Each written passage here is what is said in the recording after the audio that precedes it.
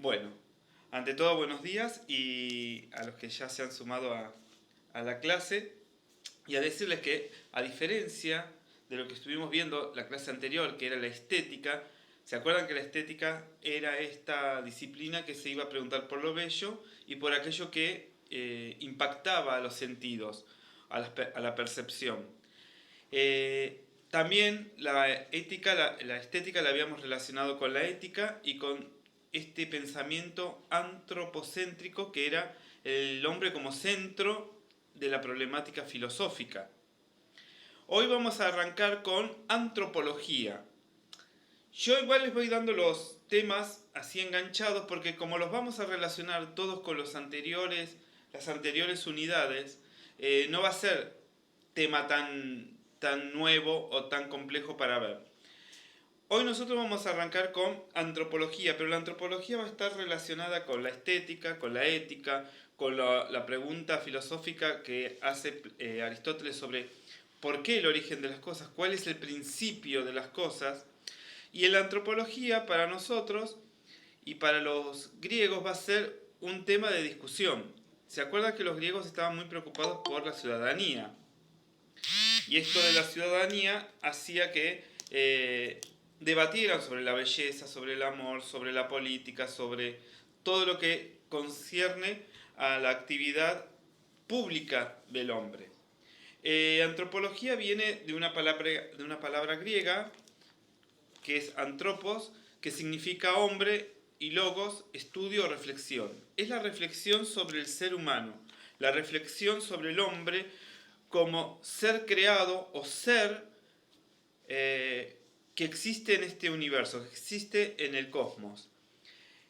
También los griegos empezaron a preocuparse por el hombre como centro de su reflexión filosófica en el siglo V. Recién en el siglo V empieza a ser el hombre importante. ¿Con la llegada de quién? De Sócrates, de Platón, de Aristóteles, y con la llegada también de la influencia que venía por los puertos de Grecia de muchos pensadores de Oriente, que veían en el ser humano la llave para conocer el mundo, para conocer el cosmos según éste se presentaba.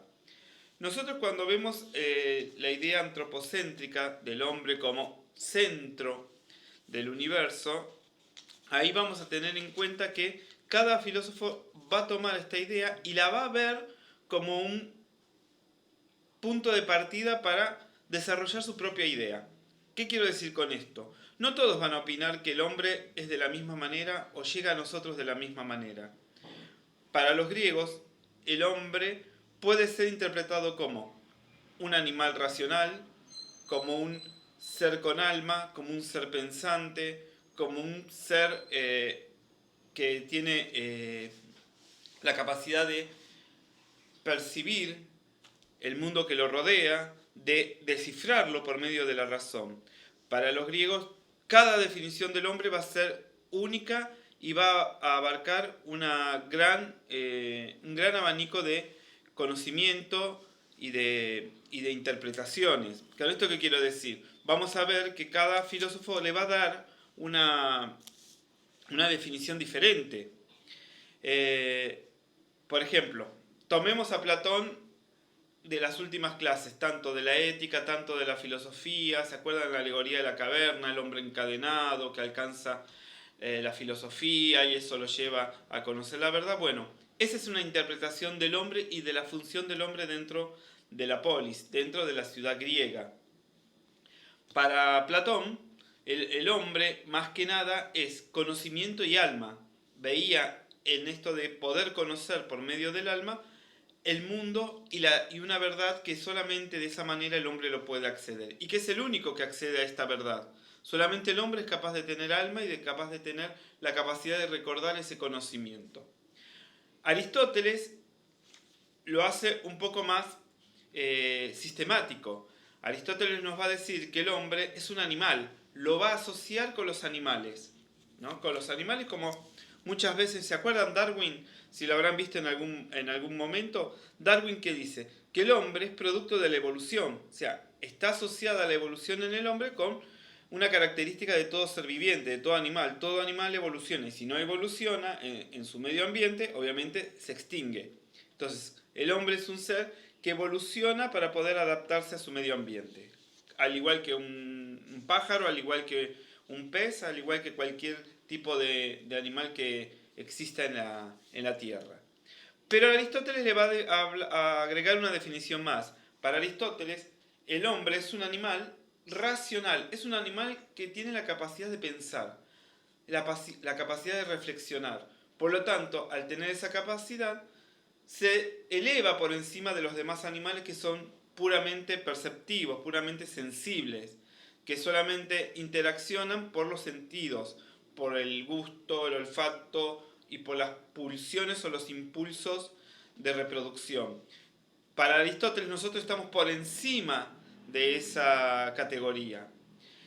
De esta manera, para Aristóteles el hombre es una criatura, es un animal racional. Como también él plantea, ¿se acuerdan que también vimos en algún momento que Aristóteles cuando habla de la política dice que el hombre es un animal social? Tiene la necesidad de vivir con otros hombres, de coexistir con otros hombres, por eso arman familias, aldeas, pueblos. Y por último, la evolución para en ese momento que se conocía era la polis, la ciudad-estado. Esta gran ciudad que iba a albergar a todas las familias, a todos los seres humanos, y que los iba a arreglar o los iba a dirigir bajo una normativa que es la ley. Una ley que funciona dentro de la polis. Pero los griegos, como todo, como se acuerdan que yo les digo siempre, arrancan con el mito. Arrancan pensando cómo existe y por qué existe el hombre en el mundo. Y arrancan con un mito, el mito de Prometeo. ¿Lo escucharon alguna vez a Prometeo? Prometeo es el nombre de un dios que tenía un hermano que se llamaba Epimeteo. Y los griegos pensaban, a ver, ¿de dónde sale el hombre? Para los griegos el hombre existía o es creado en el vientre o en el subsuelo de la tierra, junto con las demás criaturas. Y para los griegos llegó el momento, según lo había asignado el destino, ¿se acuerdan que el destino era una fuerza que inclusive los dioses tenían que someterse a ella?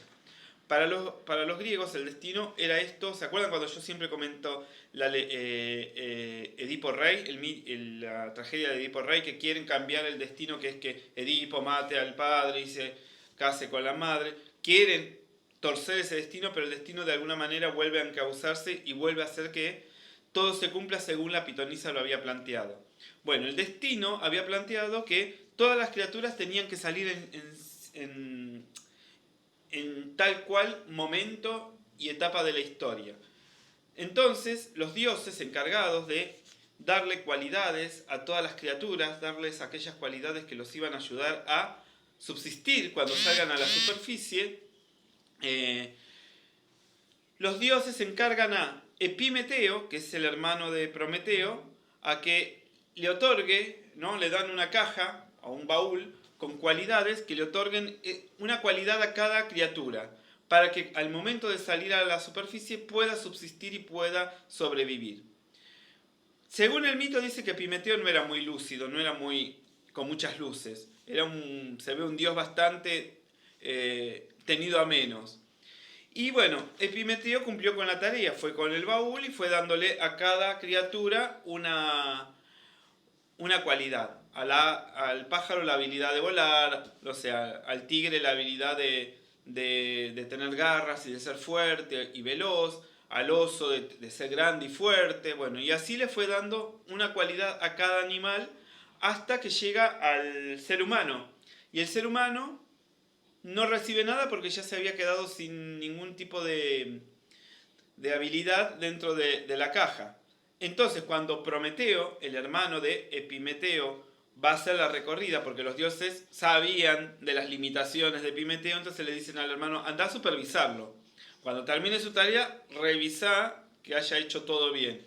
Cuando revisa todo, Prometeo llega al hombre y ve que el hombre está desnudo, indefenso, no tiene pelo, en el cuerpo, no tiene garras, no tiene alas, no tiene dientes filosos. Y se da cuenta que en cuanto salgan a la superficie, el primero que se va a extinguir es el ser humano, porque no tiene ninguna herramienta. Entonces, Prometeo lo que hace es dirigirse al templo de la diosa Atena y le roba el fuego, que simboliza, el fuego simboliza el conocimiento y la capacidad técnica del hombre de crear, y se lo entrega al hombre. Cuando se lo entrega, el ser humano pasa de ser el animal más indefenso y más vulnerable de toda la creación a ser el hombre, la criatura más hábil y más inteligente, que es capaz de doblegar y capaz de dominar a las otras criaturas. Entonces, de esta manera, Prometeo garantiza que el hombre no se extinga, pero los dioses ven que Prometeo realiza una actividad ilícita, que es primero robar el fuego de Atenea, y segundo, darle unas cualidades a los hombres que son semejantes a la de los dioses, la capacidad de pensar y la capacidad de crear.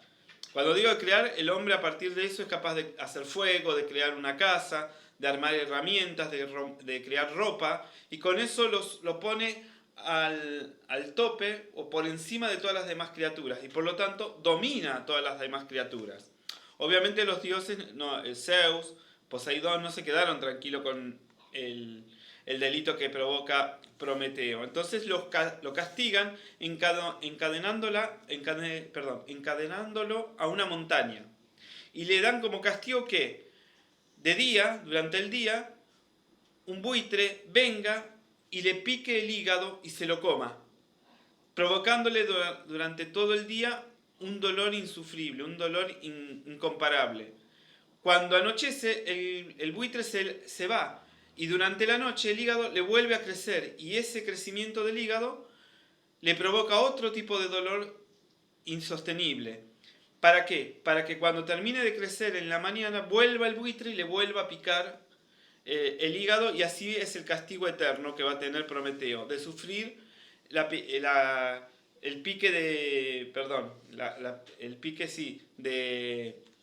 del buitre comiéndole el hígado, y a la noche el hígado creciendo. Ese es uno de los castigos que daban los dioses. Eran bastante ingeniosos para los castigos. Pero ¿qué es lo que nos cuentan los filósofos con este mito? Nos cuentan cómo el hombre adquiere la capacidad de pensar y adquiere la capacidad de crear, de armar ciudades, de agruparse, de crear la filosofía, de crear las matemáticas. Para los griegos, este mito va a explicar cómo es el origen y la creación de las criaturas, y por encima de las criaturas el hombre, y que la ayuda de este dios Prometeo es la que impone dentro del ser humano esta cualidad, y que obviamente está el castigo al dios Prometeo por haber ayudado al ser humano en poder subsistir con referencia a los demás animales. A partir de esto era muy famoso este mito, porque era la explicación básica que tenían para en su momento decir de dónde habíamos salido. Como todo, ¿no? Como por ejemplo en la ética trascendentalista que nosotros habíamos visto en las clases anteriores. ¿Se acuerdan que tenía que ver mucho con lo religioso, con las diferentes religiones? Bueno, uno de los planteos, todas las religiones hablan del origen del hombre, de alguna manera, cómo llegamos a la tierra y cómo llegamos a ser lo que nos percibimos, lo que nosotros sabemos de nosotros mismos. Entonces, diferentes religiones van a dar el origen. Bueno, los griegos plantean el mito de Prometeo, cómo existe el ser humano. En la religión judeo-cristiana está el mito o la creencia de la creación del hombre del barro, la figura de Adán y Eva. Ahí aparece la idea, el planteo ético trascendentalista, donde aparece la idea de pecado, de desobediencia, cuando es que Eva come el fruto del árbol de la vida y se la da a Adán, y bueno, son exiliados, y ahí empieza toda una tragedia que sigue hasta nuestros tiempos de odios, venganzas, traiciones, penurias, etc. Todas las religiones van a hablar en algún momento de la creación del hombre porque no saben cómo explicar de dónde salimos. Por eso aparece después, mucho más adelante, en el siglo XIX, aparece nuestro amigo Ay, se me había borrado que recién les había nombrado, el de la evolución. Darwin. ¿Se acuerdan? Darwin era este científico que viene a la Patagonia, viene acá a la Argentina a investigar mucho de la evolución de los animales. Y él crea su libro que es La tesis de la evolución, donde él habla que todo animal o todo ser viviente tiene en su ADN la potencia de evolucionar. ¿Evoluciono a qué? A aquello que desde afuera me puede provocar la muerte, me puede provocar la vida. Entonces yo evoluciono y me adapto a esas circunstancias. Todos los planteos filosóficos que van a aparecer a este momento nos van a hablar de la filosofía y de la antropología. Ya les digo, van a ver al hombre como centro de la filosofía, estos primeros filósofos, tanto los griegos, después en su momento en la Edad Media, en la modernidad vuelve a retomar al hombre como centro del universo y aparece el hombre político, el hombre como ciudadano. Que esto lo vimos un poco con Kant, cuando Kant hablaba de la ética formal, la ética del hombre, cómo racionaliza y ve que toda conducta tiene que estar asociada a la razón y al deber ser. Entonces, el hombre como centro de la filosofía o como centro del estudio filosófico, según los diferentes filósofos lo van a plantear como un ser existente, como alma, como lo va a hacer Platón, como animal racional, lo va a definir Aristóteles, animal político, también lo va a decir Aristóteles, los filósofos romanos. Va a haber un filósofo en la modernidad contemporáneo a nosotros que nos va a definir al ser humano como animal simbólico. Nosotros somos el único animal simbólico que existe. ¿Qué simbólico significa? Que nosotros somos seres que nos comunicamos por medio de la palabra y por medio de símbolos. Símbolos son dibujos, señas, expresiones, son todo aquello que utilizamos para comunicar al otro una idea, para desarrollar con el otro una idea o para desarrollarlo uno mismo. También, como lo dice Aristóteles y como se ve la estética, el hombre es como un ser perceptivo, un ser que se percibe o percibe todo lo que lo rodea. De esta manera, el ser humano es la conjunción de todos estos elementos. Entonces, definamos que para lo que vimos hoy es que la antropología va a estar muy relacionada con la estética, con la ética y con la introducción a la filosofía. Porque la antropología va a ser esta disciplina que va a unir en el ser humano todo lo que se estuvo preguntando hasta ese momento. ¿Se acuerdan que en el inicio de la introducción de la filosofía, lo primero que van a empezar a filosofar los filósofos presocráticos es sobre la cosmología? Un pensamiento de qué es el cosmos, cómo se crea el universo. A partir de Platón, a partir de Sócrates, a partir de Aristóteles, el hombre es el punto de preocupación para la filosofía. ¿Quién es? ¿Por qué hace? ¿Y por qué deja de hacer las cosas? Y esto lo va a ir llevando a diferentes, vamos a decir, texturas o gamas de la definición. Ejemplo, el hombre como ser ético, el hombre como un ser preocupado por la belleza, el hombre como un ser que se pregunta por el amor, el hombre como un ser que se pregunta por la filosofía y por el conocimiento. Pero siempre es el hombre el centro de estas definiciones. Con esto es la introducción. Así que ahora vamos a ver un poco detalladamente estos puntos, pero ya lo vamos a ver con ustedes.